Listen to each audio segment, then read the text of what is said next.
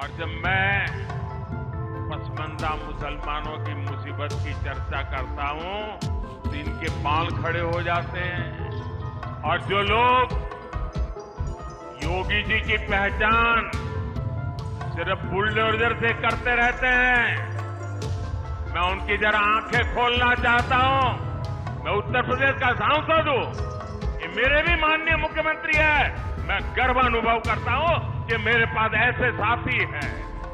Saudi अरब के crown Prince से आग्रह किया था कि हमारे भारत के मुसलमान भाई बहनों के लिए हज का कोटा बढ़ाएं, और मुझे हजारों ऐसी बहनें आशीर्वाद दे रही है जिनका हज जाने का सपना पूरा हुआ। पहले फेज के चुनाव के बाद अब दूसरे फेज के लिए सबसे ज्यादा 80 सीटों वाले प्रदेश यूपी में पीएम मोदी खुद प्रचार करने अलीगढ़ पहुंचे। अलीगढ़ की अपनी रैली में जहां पीएम मोदी ने राम मंदिर का जिक्र करते हुए विपक्षियों पर हमला किया, तो वहीं साथ ही साथ पसमानदा मुस्लिमों की हिमायत में हज तक पहुंच गए। लेकिन आप सोच रहे होंगे कि आखिर अलीगढ़ में राम मंदिर के साथ हज की बात पीएम मोदी कैसे करने लगे। दरअसल दूसरे फेज का चुनाव अब अपने चरम पर पहुंचने लगा है। जहां विपक्षी सरकार की नीतियों पर सवाल खड़े कर रहे हैं, तो वहीं दूसरी तरफ अलीगढ़ में पीएम मोदी ने विपक्ष को राम मंदिर का न्योता ठुकराने पर सवालों के घेरे में खड़ा कर दिया है। पीएम मोदी ने कहा कि हम सभी के लिए कितने गर्व की बात है कि 500 साल बाद भव्य राम मंदिर हम देख रहे हैं, और जब राम मंदिर की बात आती है तो उनकी नींद उड़ जाती है। और तो और ये इतने गुस्से में है कि प्राण प्रतिष्ठा का निमंत्रण इन्होंने ठुकरा दिया। ये हम सभी के लिए कितने गर्व की बात है कि 500 साल बाद भव्य राम मंदिर हम देख रहे हैं।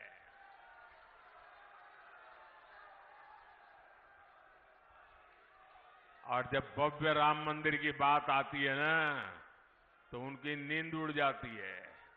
उनको लगता है कि ये 70 साल तक हम रोक करके बैठे थे, ये मोदी क्या आ गया, इतने साल में ही कोर्ट से जजमेंट भी आ गया, मंदिर भी बनना शुरू हो गया, मंदिर बन भी गया, प्राण प्रतिष्ठा भी हो गई, रोज लाखों लोग आने भी लग गए। अब इनकी नींद उड़ गई है, मैं क्या करूं बताओ। और इसलिए इतने गुस्से में है, ये इतने गुस्से में है कि प्राण प्रतिष्ठा के निमंत्रण को ठुकरा दिया। कोई ऐसा करेगा क्या? करेगा क्या? मुझे जब प्राण प्रतिष्ठा का निमंत्रण देने आए थे ना, तो मैंने जूते निकाल करके उस निमंत्रण कार्ड को हाथ में लेकर के अपने सर पे लगाया था। मैं उसे मेरा भाग्य मानता था।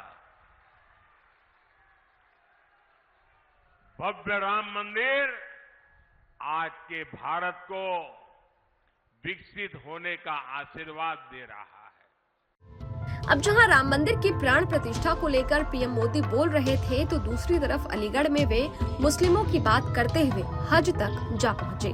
पीएम मोदी ने कहा कि उन्होंने सऊदी के क्राउन प्रिंस से आग्रह किया था कि वे हज का कोटा बढ़ाएं, और जहां पहले मुस्लिम महिलाएं अकेले हज के लिए नहीं जा पाती थी, लेकिन अब गरीब महिलाएं अकेले भी हज करने के लिए जा सकती हैं।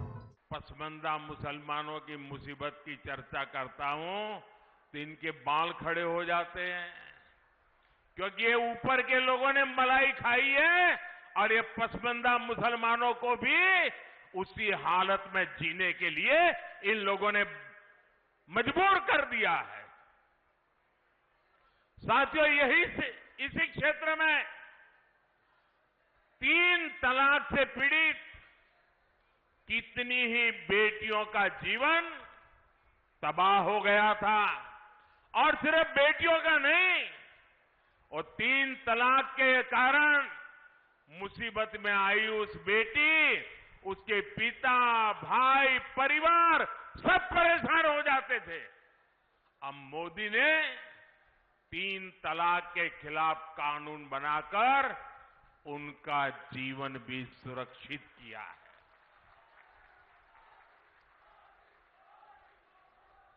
पहले हज कोटा कम होने की वजह से कितनी मारामारी होती थी, उसमें भी रिश्वतखोरी चलती थी और ज्यादातर रसूखदार लोग ही हज जाने का मौका पाते थे।